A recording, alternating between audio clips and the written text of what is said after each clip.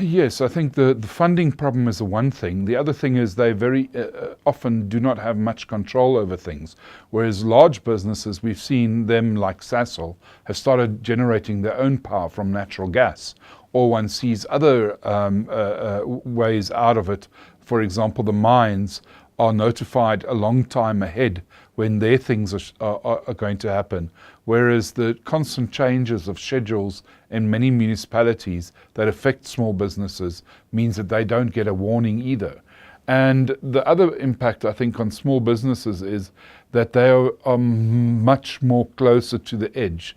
Many small businesses, the guy's flying by the seat of his pants, and the money in the bank isn't that much. So if he loses just a few hours a day, it does make his bank account wobble quite a bit if he doesn't get the income. You can think of a video store owner, for example. If his clients can't watch TV that night, obviously they're not going to be watching videos either. And therefore he loses a lot of money, and he ends up in a situation where he's already in an industry that's under stress. He's not a big guy, he's got rents to pay and everything. All of a sudden that comes off from the money that he was going to make, because he still has to pay staff, he still has to pay the rent, he still has to pay all those utility bills that are coming his way, and he has to pay for the movies. So if you look at that sort of small business, obviously that is impacted very, very badly. Think of a bakery. A bakery today is very much often a bigger business, but some small bakeries are around, and they use a heck of a lot of power. And once that power goes, they can lose the bread. They can't rebake it, they can't reuse that.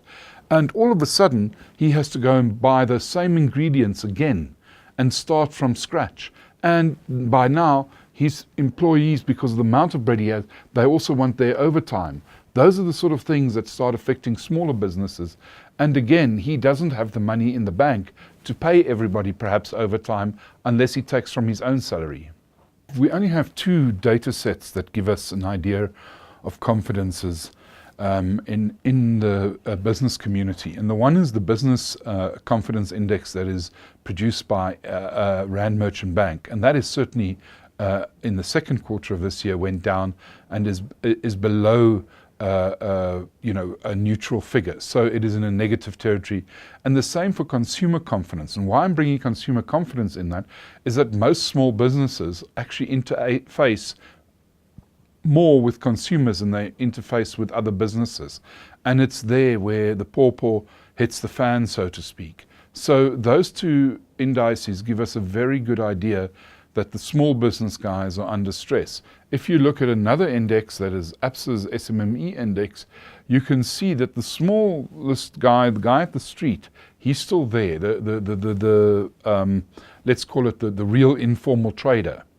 But the small employer, he's really, really under stress. And you find that the bigger employers are still growing, but you find that the smaller employer, those employing less than 50 people, are under severe pressure at the moment. And I would suggest that in the second quarter, that data is going to get worse. If one looks over the whole picture of everything in the economy anyway, the indications are that the economy is really at a crawl at the moment.